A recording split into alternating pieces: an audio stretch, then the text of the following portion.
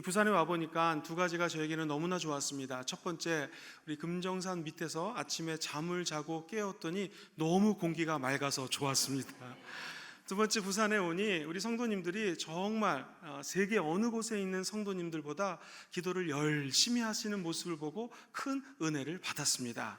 아마 이 하나님 주신 영적인 축복들이 우리 후손들을 통하여 자손 만대로 이어지게 될 줄 믿습니다.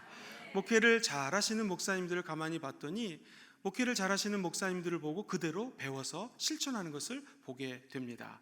우리 천국 가신 강노아 목사님도 조용기 목사님의 목회를 많이 배우셨고, 존경하는 윤종남 목사님도 늘 좋은 선배들, 목사님들, 또 조용기 목사님 같은 분들의 목회를 옆에서 지켜보시는 것을 보면서 제가 큰 은혜를 받았습니다. 어찌 목회만 그렇겠습니까? 공부도 좋은 선배 만나서 좋은 스승 밑에 공부하면 잘하게 되겠죠. 운동 선수들을 조사해 보면 결정적인 자기의 변화가 좋은 선배, 스승 만나서, 코치 만나서 변화되었다라는 것입니다. 사업하시는 분들 얘기를 들어도 좋은 사업의 선배들을 만나 조언을 구하고 코칭을 받고 컨설팅을 받았더니 내가 이렇게 사업적인 혁혁한 공로를 세워놓으라고 이야기하는 것을 많이 들었습니다. 결국에는 모든 경제, 문화, 사회 어떤 부분에서도 좋은 선배 만나, 좋은 스승 만나 그분들을 보고 배우는 거, 본받는 것이 성공의 지름길인 줄 믿습니다. 오늘 성경 말씀은 우리에게 위대한 신앙의 선배님 세 분을 소개합니다. 이 세 분의 선배들을 통하여 어떻게 신앙생활하는 것이 하나님의 뜻인지 잠시 은혜를 나누기 원합니다. 첫 번째 선배님입니다. 아벨이라고 하는 선배님입니다. 예수님의 보혈을 의지하여 예배를 드리는 믿음을 보여준 선배님입니다. 우리 본문 11장 4절 말씀을 다 같이 한번 더 읽어보겠습니다. 시작. 믿음으로 아벨은 가인보다 더 나은 제사를 드림으로 의로운 자라 하는 증거를 얻었으니 하나님이 그 예물에 대하여 증언하심이니라. 그가 죽었으나 그 믿음으로써 지금도 말하느니라. 우리가 너무나 잘 아는 것처럼 가인은 농사꾼입니다. 아벨은 양을 치는 사람입니다.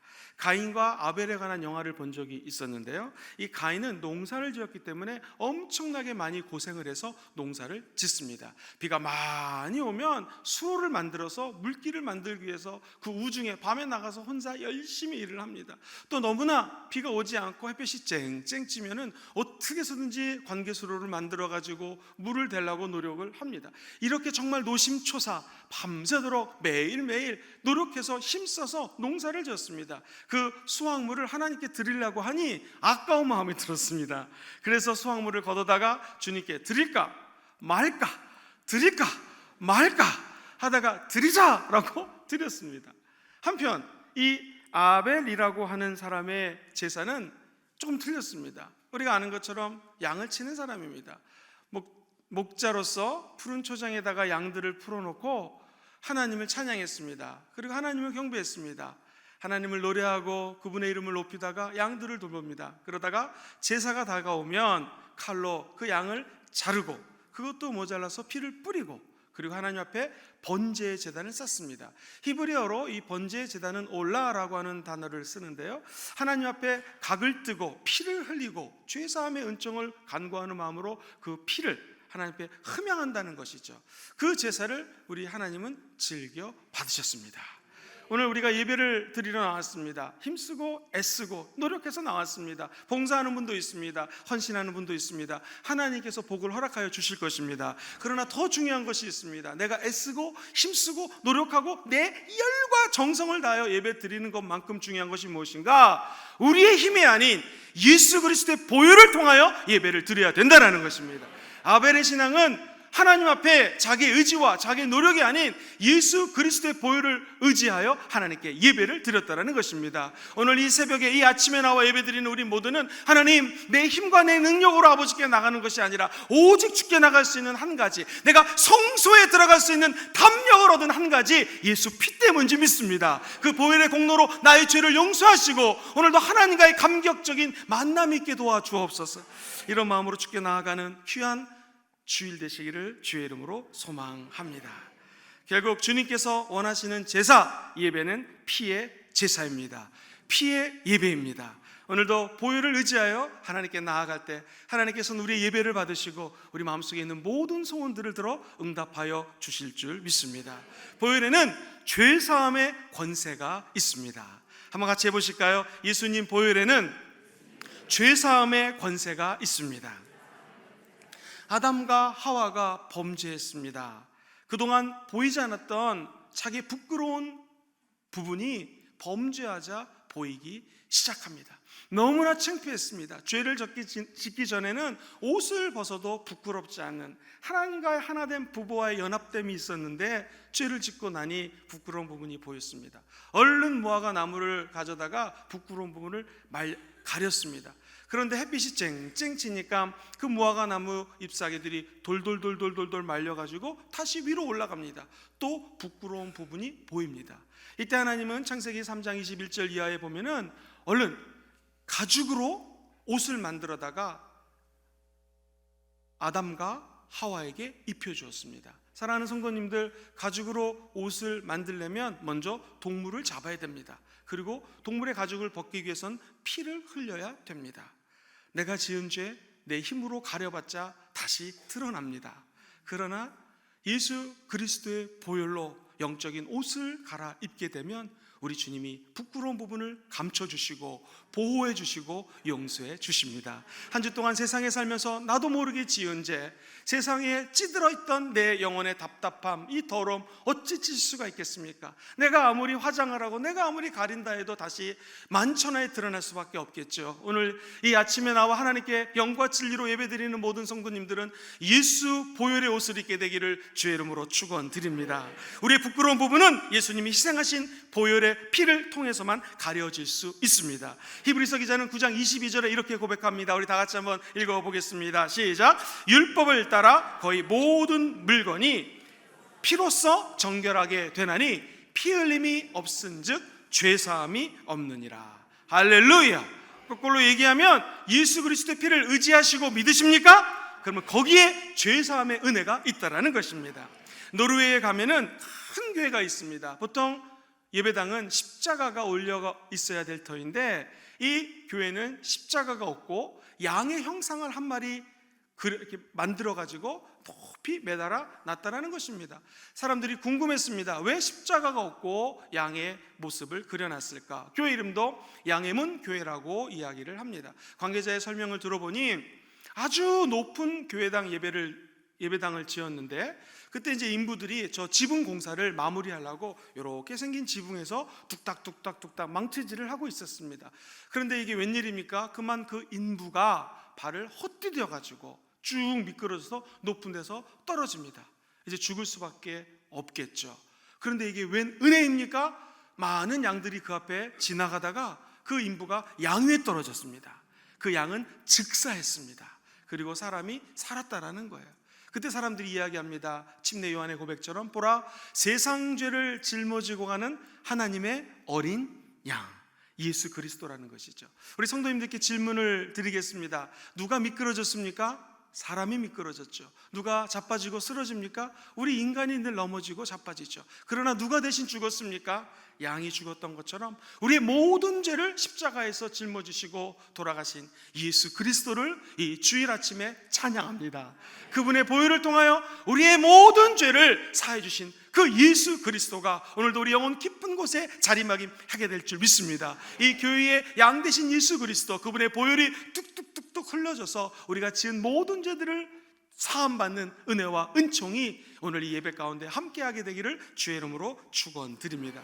생각해보면 생각해볼수록 늘 넘어지고 자빠지고 쓰러지고 죄를 짓는 것은 내 자신인데 나는 어떻게 이 믿음의 조상, 믿음의 선배 아벨의 길을 갈 수 있을 것인가? 내 힘으로 죄사함을 어떻게든지 얻을 수가 없습니다. 속량할 수가 없습니다. 그러나 값없이 은혜로 말미암아 예수 그리스도 하나님의 아들의 은혜로 우리의 모든 죄가 청산되었음을 선포하시고 어깨를 활짝 펴시고 고개를 하늘을 향하여 들으시고 한 주 동안 승리하시기를 주의 이름으로 축원드립니다. 예수님의 보혈은 어떠한 저주가 있다 할지라도 축복으로 변화시켜 주십니다.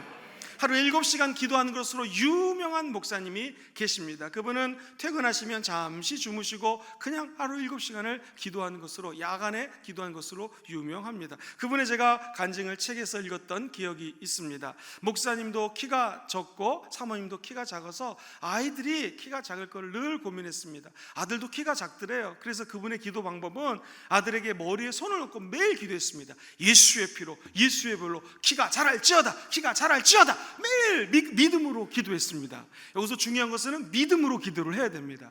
그랬더니 그 아이가 키가 180cm가 넘게 자랐다라는 거예요. 애가 공부를 못했습니다. 그러니까 목사님이 할 수 있는 것은 기도밖에 없으니까 사모님하고 머리에다가 안수하면서 예수의 피로, 예수의 보혈로 머리 세포 하나가 지혜를 얻을지어다, 공부를 잘할지어다 매일 기도했습니다. 그랬더니 그 아이가 학교 이름을 얘기해서 죄송하지만 서울대학교 전자공학과에 입학을 했다라는 간증입니다. 사랑하는 성도님들, 기억하십시오. 우리 자녀들이 키가 작아도 공부를 못해도 걱정하지 마십시오. 주의 보혈이 역사한다면 하나님의 은혜가 그 가운데 임하게 될 줄 믿습니다. 어디 자녀만 그렇겠습니까? 우리 범사에 나도 모르는 내 안에 답답함들, 뿌리 깊이 내려진 감추었던 답답함들, 저주들, 어둠이 있다면 오늘 예수 그리스도의 보혈의 공로를 의지하여 그 저주가 변하여 축복되는 역사, 예수 십자가의 은혜 가운데 있음을 믿고 의지하시게 되기를 주의 이름으로 축원드립니다. 우리는 어떻게 예수의 보혈을 무장하고 삶에 적용할 수 있을까요? 우리가 물로 침례를 받는 것처럼 날마다 보혈을 발라야 됩니다. 아침에 일어나면 믿음으로 보혈을 뿌리십시오. 믿음으로 보혈을 취하십시오. 그때 어둠의 권세는 떠나가게 되어 있습니다. 예전에 제가 TV를 보니까 우리나라 남쪽에 있는 한 섬이 있습니다. 뭘로 유명하냐면 머드팩, 진을 가지고 얼굴에다가 마사지하는 걸로 아주 유명한 섬입니다. 충남 보령의 호도섬입니다. 이 대천이라는 곳에서 배를 타고도 한 40-50분을 들어가야 되는 거예요. TV를 보니까 이 여성분들이 피부에 좋다고 머드팩을 하는데요, 그 검은 그냥 흙으로 된 것들을 갖다가 얼굴에 바를 뿐만 아니라 온몸에 그냥, 죄송합니다, 덕지덕지 바르면서 예뻐진다 막 이야기를 하는 것을 제가 TV에서 본 적이 있었습니다. 그걸 보면서 이런 생각이 들었습니다. 얼굴이 예뻐지고 피부가 좋아진다고 저렇게 머드팩을 하는데 우리의 영혼이 예뻐지기 원하시는 분들은 아멘 해보실까요? 우리는 머드팩을 하는 것이 아니라 보혈팩을 해야 될 줄 믿습니다. 예수의 보혈로 머리 끝에서부터 발끝까지, 아니 영혼 깊숙한 곳까지 뿌리시고 바르시고 거룩한 마사지를 하시게 되기를 주의 이름으로 축원드립니다. 그럼 어둠의 영은 떠나가게 되어 있습니다. 날마다 그 보혈을 의지할 때 그 권세가 우리 삶의 전 영역을 통하여 나타나게 될 것입니다. 제가 아는 목사님은 물을 드실 때에도 쭉 하시고는 예수의 보혈을 찬양합니다 그러면서 물을 드시더라고요. 목사님, 이렇게 물 드시는데도 포도주도 아니고 포도주스도 아니고 왜 이렇게 보혈을 찬양합니까? 그랬더니 목사님은 항상 예수 보혈을 의지하기 위해서 물을 마시든 커피를 마시든 녹차를 마시든 예수의 보혈을 마십니다. 내 영혼 속에 임하여 주옵소서, 이런 기도를 하신다는 것을 제가 들었습니다. 사랑하는 성도님들, 오늘부터 예수의 보혈을 믿음으로 뿌리시고 바르시고 물을 드시든 무엇을 드시든 예수님의 보혈을 마시게 되기를 주의 이름으로 축원드립니다. 오늘은 특별히 11월 성찬 주일로 모였습니다. 조금 있다가 예수님의 그 몸 대신 떡을 드시고 예수 그리스도의 피를 상징하는 우리 포도 주스를 마실 때에 여기 계신 모든 성도님들은 예수 그리스도의 보혈의 능력이 다시 한번 우리 영혼 속에 하나님의 능력 가운데 아주 거룩함으로 재생되시게 되기를 주의 이름으로 거듭 축원드립니다. 여러분과 제가 이제 집에 가시면 각 가정에 믿음으로 예수의 보혈을 뿌리십시오. 내일 사업장에 가시면 직장에서 사업장에서 예수님의 보혈을 구석구석 믿음으로 뿌리십시오. 그때 어둠은 떠나가게 될 것입니다. 모든 직원의 죄도 우리 예수의 보혈 때문에 사함받는 역사 임하게 될 줄 믿습니다. 믿음의 선배 아벨을 통해서 우리 삶에 적용할 수 있는 것이 있습니다. 예배는 내 힘이 아닌 예수 그리스도의 보혈의 공로를 힘입어 예배처소로 나아갈 수 있습니다. 우리 찌든 영혼을 깨끗하게 할 수 있는 유일한 방법, 예수의 피밖에 없음을 믿음으로 선포하시고 한 주 동안 거룩한 예수 그리스도의 피의 은혜로 살아가시게 되기를 주의 이름으로 소망합니다. 두 번째 믿음의 선배님은 에녹이라고 하는 선배님입니다. 성령님과 동행하며 성령의 믿음의 기름 부으심을 받은 조상이기도 합니다. 우리 다 같이 히브리서 11장 5절 말씀을 함께 합독하시겠습니다. 시작. 믿음으로 에녹은 죽음을 보지 않고 옮겨졌으니 하나님이 그를 옮기심으로 다시 보이지 아니하였느니라. 그는 옮겨지기 전에 하나님을 기쁘시게 하는 자라는 증거를 받았느니라. 아멘. 에녹은 죄인으로 태어난 사람 가운데서 죽음을 맛보지 않고 하나님과 동행하다가 천국으로 간 유일한 하나님의 사람입니다. 구약의 엘리야와 더불어서 그냥 죽음을 맛보지 않고 하나님을 만나러 간 사람이라는 것이죠. 오래전 장로님이셨던 저희 할아버지께서 제가 어렸을 때 들려주셨던 동화가 생각이 납니다. 하나님께서 매일매일 에녹 집에 방문을 하셨답니다. 똑똑똑똑똑. 에녹아, 네 하나님. 밖으로 나와서 하나님과 손을 잡고 산으로 놀러 다녔습니다. 아마도 금정산에 놀려 왔었을 것 같습니다. 그 다음날 또 주님이 똑똑똑똑 문을 두드리십니다. 에녹아, 네 하나님, 오늘은 우리 바다로 놀러 가자. 그래서 아마도 해운대나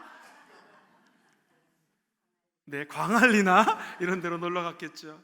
열심히 놀다가 하나님이 집까지 또 데려다 주셨습니다. 이렇게 매일 하나님이 찾아오셨어요.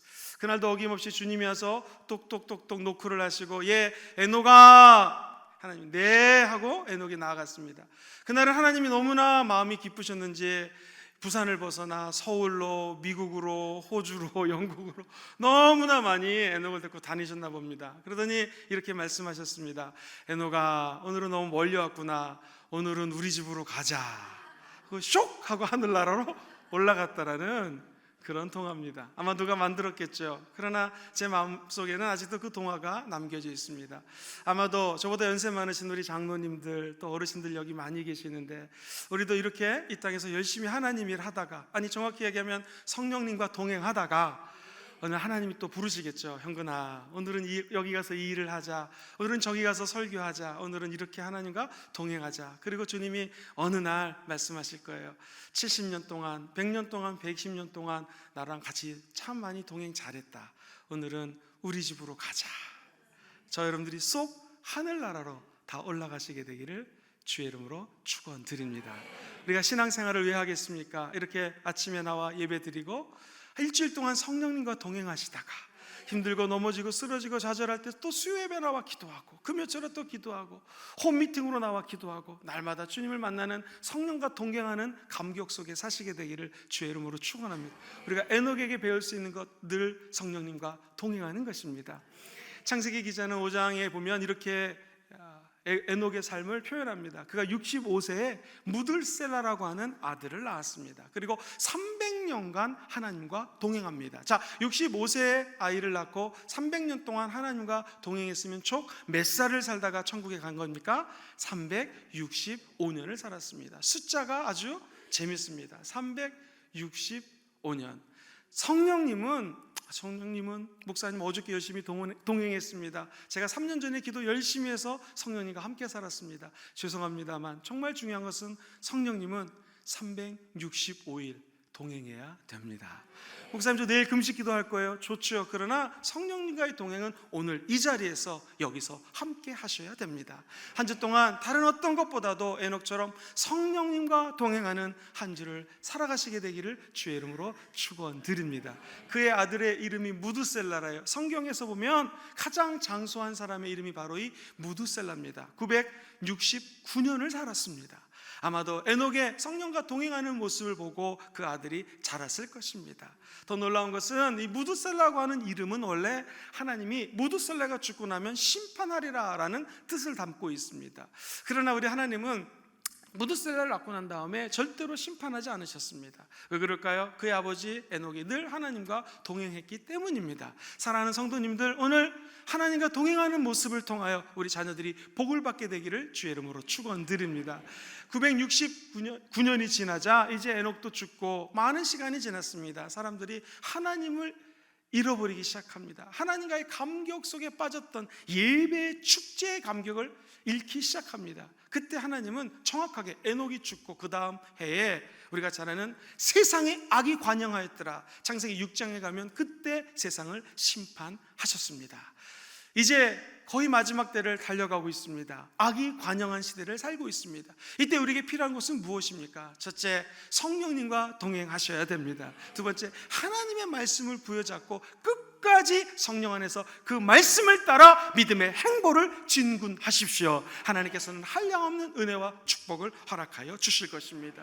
이 에녹은 하나님과 동행하다 보니 성령으로부터 기름 부으심을 사모하게 되었고 성령의 기름 부으심을 받게 됩니다. 성령의 기름 부으심은 무엇입니까? 그것은 히브리 말로 메시아라는 뜻입니다. 이 말은 기름 부은 자라는 뜻을 갖고 있습니다. 구약에서는 제사장, 선지자 그리고 왕에게만 기름을 부었습니다. 신약에 넘어오면 이 일을 오직 한 분만이 감당할 수가 있습니다. 왜냐하면 구약에는 제사장은 제사장, 왕은 왕, 선지자는 선지자예요. 이 세 가지 직분을 한 사람이 감당할 수가 없었습니다. 그리스도, 다시 말하면 그리스도라고 하시는 분, 예수님은 그리스도가 되십니다. 그 뜻은 기름 부은 자라는 뜻입니다. 그분이 왕으로 이 가운데 좌정해 주셨습니다. 그분이 선지자로 저와 여러분들에게 하나님의 말씀을 대언해 주십니다. 그분이 제사장으로 우리의 모든 죄를 속량하시고 하나님과 하나 되는 은혜를 허락하여 주실 줄 믿습니다. 성경 공부를 하다가 제가 왕, 제사장, 선지자 말고 다른 한 사람에게 기름 부음 받는 것을 보고 깜짝 놀랐습니다. 바로 문둥병 환자, 한생병 환자에게 기름 붓는 장면이 나옵니다. 그가 병이 중합니다. 어떻게 하면 좋을까 고민하다가 제사장을 만납니다. 제사장은 그를 진중 밖으로 데리고 나아갑니다. 그리고 첫 번째, 피를 뿌립니다. 제사를 드리기 전에, 기도하기 전에, 예배 드리기 전에 먼저 온몸에 피를 뿌립니다. 그리고 기름을 붓습니다. 그러면 이 환자가 치유가 됩니다. 그럼 하나님을 찬양하고 다시 성 안으로 들어가서 생활을 합니다. 가만히 생각해 보니 성령님은 어떤 분에게 기름을 붓는가? 저 여러분들이 한센병 환자처럼 주님, 내가 이렇게 더럽고 추악하고 연약하고 더럽습니다. 죄를 지었습니다. 그때 우리 하나님께서 성령의 기름 부으심을 허락하여 주실 줄 믿습니다. 세상에서 기름 붓지 않습니다. 하나님은 저 여러분들을 진중 밖으로 끌어냅니다. 그리고 이 하나님의 예배초서 우리 순복음 금종교회로 불러 모아 주신다라는 것입니다. 오늘 성령의 기름 부으심을 받기 원하시는 분들은 한번 아멘 해보실까요? 그럼 성령의 기름 부음 받기 전에 먼저 예수의 보혈을 뿌려야 됩니다. 우리 영혼육의 주의 보혈을 발라야 됩니다. 죄사함의 은총이 임할지어다, 병마가 떠나갈지어다, 저가 채찍에 맞음으로 나음을 입은 것입니다. 오늘 우리가 하나님 앞에 이 성찬 예배 드릴 때 모든 영혼의 더러움들이 씻겨나가게 되기를 주의 이름으로 축원합니다. 가만히 생각해 보면 멀쩡한 것 같지만 내 안에 있는 이 죄들, 이 죄성들, 어두움들, 한 가지 방법입니다. 주여 성령의 기름을 부어 주시옵소서. 기름 부으심의 은혜로 말미암아 저주는 떠나가게 될 것이고 오늘 하나님의 은혜의 세계로 들어가게 될 것입니다. 그 은총이 우리 가운데 함께 하시게 되기를 주의 이름으로 축원드립니다. 에베소서 기자는 4장 27절에 이렇게 권면을 합니다. 우리 다 같이 한번 읽어보도록 하겠습니다. 시작. 마귀에게 틈을 주지 말라.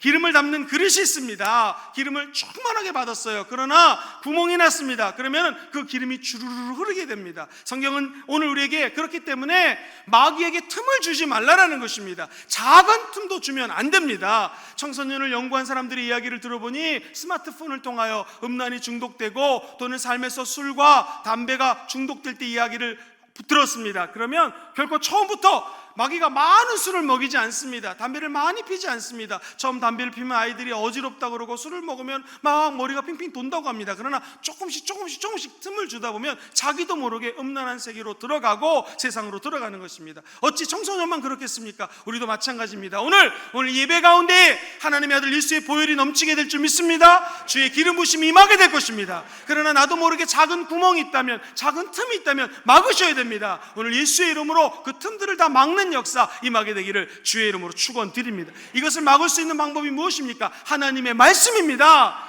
하나님의 역사하시는 1.1획도 변하지 않은 아버지의 말씀으로 그 구멍들을 다 메우시게 되기를 주의 이름으로 축원합니다. 사탄의 틈은 무엇입니까? 용서하지 못하는 거예요. 사탄의 틈은 무엇입니까? 분노하는 것입니다. 사탄은 어떤 틈을 줄까요? 나도 모르게 더러운 말을 내뱉게 합니다. 나쁜 생각을 하게 합니다. 미워하게 합니다. 사탄은 시기하게 하게, 저 사람은 잘 됐는데 나는 왜 잘못될까? 분노하게 하고요, 질투하게 합니다. 그리고 불순종하게 하는 것이 마귀의 틈입니다. 저 여러분들은 왕 같은 제사장으로서, 왕의 권세로서 이 사단이 주는 모든 틈을 하나님의 말씀을 선포하여 다 메꾸게 되기를 주의 이름으로 축원드립니다. 그리하면 우리 안에 있는 나도 모르는 용서하지 못하는 것들이 변하여 하나님의 사랑으로 그 대상을 용서하게 될 줄 믿습니다.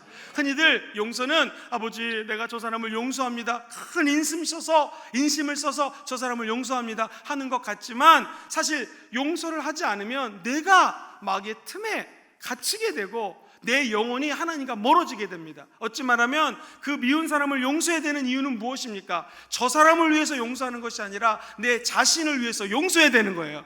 그러면 내가 저 사람을 미워하는지 아무도 모릅니다. 저 사람도 몰라요. 나만 미워하는 거예요. 결국 자기 영적인 손해입니다. 믿음의 조상을 보면서 우리는 신앙생활하는 어떤 자세로 살아야 될까요?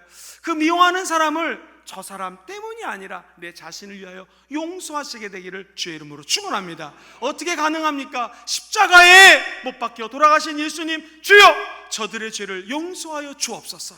돌에 맞아 죽으면서 하늘 앞에 절규하는 스데반 집사님의 고백, 저들은 저들의 하는 일을 모릅니다. 저들의 죄를 용서하여 주옵소서. 오늘 그 예수 그리스도를 본받아 저 여러분들 삶에 억누르고 핍박하고 어렵게 하는 직장 상사, 주변의 사람들, 심지어 믿지 못하게 하는 방해하는 모든 분들까지 용서하는 역사, 성령의 기름 부으심으로 여러분 삶에 임하게 되기를 주의 이름으로 축원합니다. 한번 따라 볼까요? 오늘부터는 성령님의 도우심으로 용서하겠습니다.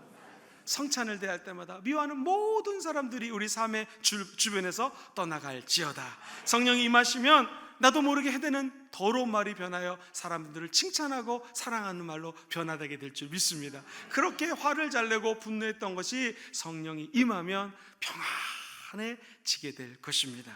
미움이 변하여 사랑이 될지어다. 시기가 변하여 남들을 품는 생활이 이루어질지어다. 비교하면서, 그리고 저 사람을 부러워하고 질투했던 마음이 변하여 자기 자신을 바라보며 자족, 스스로 만족하며 살아가는 역사 임하게 될 줄 믿습니다. 그래야 종국적으로 불순종의 삶이 아닌 순종하는 삶을 살아가게 될 것입니다. 그래야 감사가 넘치는 삶, 성령 안에서 이루어지게 되기를 주의 이름으로 축원드립니다. 우리 성령님은 에녹처럼 동행하여 성령의 기름 부으심을 받기를 원합니다. 오늘 이 예배 나와 좀 이따 기도할 때 성령님의 한량없는 기름 부으심의 은총을 받아 누리게 되기를 주의 이름으로 축원드립니다. 이처럼 기름 부으심은 상징적인 것이 아닙니다. 삶의 현장에서 시간마다, 순간마다, 때마다, 날마다 성령 충만의 기름을 바르시게 되기를 주의 이름으로 축원드립니다. 오늘 그 믿음이 일치월장하게 원하시는 분들은 아멘 해볼까요? 그러면 오늘 성경 본문 히브리서 11장 6절에는 이렇게 표현이 되어 있습니다. 같이 한번 읽어보도록 하겠습니다. 시작. 믿음이 없이는 하나님을 기쁘시게 하지 못하나니 하나님께 나아가는 자는 반드시 그가 계신 것과 또한 그가 자기를 찾는 자들에게 상 주시는 이심을 믿어야 할지니라. 할렐루야. 오늘 모두 성령님과 동행해서 주님을 기쁘시게 하는 하나님의 칭찬받는 자녀들 되기를 주의 이름으로 소망드립니다. 마지막 세 번째 선배님은 노아라고 하는 선배님입니다. 이분은 말씀에 순종하여 행하는 믿음을 보여주신 선배입니다. 우리 다 같이 히브리서 11장 7절 말씀을 다 같이 한번 합독하시겠습니다. 시작. 믿음으로 노아는 아직 보이지 않는 일에 경고하심을 받아 경외함으로 방주를 준비하여 그 집을 구원하였습니다. 이로 말미암아 세상을 정죄하고 믿음을 따르는 의의 상속자가 되었느니라. 노아는 방주를 만들라고 하는 하나님의 음성을 들었습니다. 노아의 시대는 첫째, 성적으로 타락한 시대입니다. 두 번째, 종교적으로 타락한 시대입니다. 두 가지 기둥이 타락했기 때문에 성경은 악이 관영하였다, 악이 온 천지에 퍼졌다고 이야기를 합니다. 이때 의인을 한 사람이 발견했습니다. 하나님이 이 부산 땅의 금정구에 하나님께서는 지금도 사람을 찾고 계십니다. 이 악이 관영한 이 땅에, 세상의 물결에 휩쓸려 살고 있는 이 시간에, 이 시기에 과연 하나님은 누구를 통하여 구원의 은총, 구원의 방주를 만드실까? 저는 믿습니다. 하나님이 사람을 찾을 때에 우리 순복음 금정교회 여기 계신 여러분들을 찾고 계신 줄 믿습니다. 이 악이 관영한 이때에 내가 너를 노아처럼 사용하기 원한다. 내가 너를 노아처럼 축복하기 원한다. 의의 일꾼으로 부르기 원한다. 그 은총이 이 자리에 함께 하시기를 주의 이름으로 축복드립니다. 노아는 그 음성을 듣자 뚝딱뚝딱뚝딱 망치질을 하면서 방주를 짓기 시작합니다. 길이가 135m, 높이가 22.5m, 그리고 높이가 13.5m, 넓이가 22.5m입니다. 이 똑같은 모습을 홍콩의 노아의 방주를 갖다가 한 실업인이 만들어놨습니다. 가서 봤더니 정확하게 135m로 방주를 만들어놨습니다. 우리 어렸을 때 100m 달렸던 기억나시죠? 힘들지 않습니까? 그거보다도 35m를 더 달려야 됩니다. 엄청나게 길고 크게 만들었습니다. 노아가 이것을 만들면서 얼마나 힘들었을까요? 주변의 사람들이 와서 이야기했을 것입니다. 노아야, 대충 만들지, 그 뭐 어떻게 역청을 바르고 열심히 만드느냐. 똑같습니다. 오늘날도 주변 사람들이 이야기할 것입니다. 대충 예수 믿지 뭘 그렇게 주일마다 새벽 예배 때마다 금요 철야 때마다 수요 예배 때마다 홈미팅으로 그렇게 열심히 믿니? 라고 사람들은 이야기할 것입니다. 기억하십시오. 주의 말씀에 청종하여 이 마지막 때에 모임을 피하는 사람들처럼 하지 마시고 더욱더 모이기를 힘쓰게 되기를 주의 이름으로 축원드립니다. 두세 사람이 모여 예수 이름으로 기도할 때 그 자리에 기적이 일어나게 되어 있습니다. 예수의 피를 뿌리는 자리에 어둠의 귀신이 떠나갈 것입니다. 하나님의 기름 부으심을 사모하는 자들에게 성령 하나님이 임재해 주십니다. 특별히 말씀을 놓고 기도하실 때, 말씀을 읽고 말씀을 듣고 그 자리에서 함께 하실 때에 성령님은 반드시 임재하시고 이 땅에서 승리하는 역사 임하게 주실 것입니다. 실제로 믿음의 사람은 영안이 열린 사람입니다. 노아는 영적인 눈이 열려서 비록 지금 노아의 방주가 하나도 만들어지지 않았지만 열심히 최선을 다하여 방주를 만들었던 것처럼 하나님의 구원의 방주, 이 순복음 금종교회가 여러분들의 헌신과 노력과 눈물과 헌금과 땀을 통하여 이루어지게 될 것입니다. 이제 믿지 않는 영혼들이 이 방주로 다 모여들게 되기를 주의 이름으로 축원합니다. 기억하셔야 될 것은 방주는 창이 없습니다. 방주에 유일한 창이 하나 있는데 그 창은 바로 하늘에 열려져 있습니다. 무엇을 의미합니까? 하나님의 나라에 들어오신 여러분들은 세상을 바라보시면 안 됩니다. 마귀의 어둠에 빠지지 않게 되기를 주의 이름으로 축원합니다. 우리의 눈은 오직 노아처럼 높이 들으시고 하나님의 영광만을 바라보는 성도님들 되시기를 주의 이름으로 축원드립니다. 스데반 집사님이 사도행전 7장에 보면 돌에 맞아 순교합니다. 고대 근동을 연구한 학자들의 견해에 따르면 그냥 사람이 돌을 맞으면 도망가게 되어 있다는 거예요. 아프니까 어디 가서 숨겠죠. 그렇기 때문에 한 가슴 정도 땅을 파고 사람들을 거기에 묻습니다. 그리고 난 다음에 돌을 던지면 제일 먼저 머리에 부상을 입고 터져서 사람이 사망한다는 것이죠. 아마도 스데반 집사님도 그렇게 순교했을 것이다 이야기를 합니다. 어찌됐건 스데반 집사님이 마지막 순교하면서 그의 설교를 요약해보면 한마디로 예수입니다. 우리가 천국 가는 날 저와 여러분들의 입술을 통하여 예수 나오게 되기를 주의 이름으로 축복합니다. 그가 하늘에 눈을 들어 하늘을 봤습니다. 그러자 우리 예수님은 보좌 우편에 앉아 계신 분이에요. 예수 그리스도는 죽으실 뿐만 아니라 다시 살아나셨고 하나님 보좌 우편에 앉아 계십니다. 성경 어디 봐도 우리 주님은 보좌 우편에 앉아 계십니다. 그러나 유독 사도행전 7장에 스데반의 죽음을 바라보시면서 우리 예수님은 앉아 계실 수가 없었습니다. 예수님은 벌떡 일어나서 스데반의 죽는 모습, 순교하는 모습을 서서 보십니다. 그때 스데반 집사님은 자기 순교 앞에서 벌떡 일어나 계신 예수님을 바라봅니다. 그때 순교할 수 있는 힘이 생겼다라는 것이죠. 우리가 오늘 이 한 주를 살아가는 주일 거룩한 아침에 무엇을 봐야겠습니까? 누구를 봐야겠습니까? 눈을 들어 보좌 우편에 계신 예수 그리스도를 바라보시게 되기를 주의 이름으로 축원합니다. 믿음의 경주를 인내하며 달려가는 여러분 되기를 주의 이름으로 축원합니다. 우리의 눈은 히브리서 12장 2절 말씀처럼 믿음의 주요 온전케 하시는 예수 그리스도, 그 말씀의 주, 말씀의 능력을 갖고 계시는 하나님 앞에 초점 맞추시게 되기를 주의 이름으로 축원합니다. 경주하는 말이 앞을 바라보기 위하여 이렇게 막대기를 놓는 것처럼 저 여러분들은 오직 말씀의 막대기를 치시고 좌우를 보지 마시고 세상을 보지 마시고 어둠을 보지 마시고 유혹을 바라보지 마시고 오직 하나님만 바라보는 귀한 순복음 금정교회 성도님들 되기를 주의 이름으로 축원합니다. 그리하여 먼 훗날 사랑하는 아들아 딸아 네가 나의 아들 예수 그리스도의 보혈을 의지하여 신앙생활했구나 칭찬받으시게 되기를 주의 이름으로 축원합니다. 예배를 드리면 은혜에 빠지고 감격에 빠지지만 다시 세상으로 가면 너무나 힘들고 어렵지 않습니까? 그때 하나님은 내가 너에게 이 땅에서 살 힘이 없는 것을 알고 예수 그리스도가 십자가에 돌아가시면서 우리 주님 말씀하시기를 내가 아버지에게 가는 것이 유익이라 내가 가면 너에게 보혜사 성령을 보이리니 그가 의에 대해서 진리에 대해서 심판에 대해서 말씀하신다고 약속해 주셨습니다. 오늘 그 보혜사 성령님과 늘 동행하시고 성령의 음성을 따라가는 여러분 되기를 주의 이름으로 축원합니다. 마지막 살아계신 하나님의 말씀이 좌우의 나리선 검보다도 예리한 것을 믿습니까? 우리의 영과 혼과 골수를 찔러 쪼개는 그 하나님의 말씀을 따라 살아가시는 여러분 되기를 주의 이름으로 축원합니다. 그리하여 아벨처럼 예수 십자가 보혈을 의지하여 예배를 드리십시오. 에녹처럼 성령님과 동행하며 하나님을 기쁘게 하십시오. 마지막으로 노아처럼 늘 하나님 말씀에 순종하여 믿음을 가지고 이 땅에서 승리하는 여러분 되기를 주의 이름으로 축원드립니다. 그러면 저주는 떠나갑니다. 하나님의 아들 예수의 이름으로 승리가 임합니다. 성령의 충만함을 받게 될 것입니다. 가슴에 손을 얹고 따라해 보십시다. 예수님 때문에 승리합니다. 저주가 떠나갑니다. 구원을 받았습니다. 성령 충만하게 살아갑니다. 말씀 안에 살아갑니다. 오늘 이 고백대로 되어질지어다.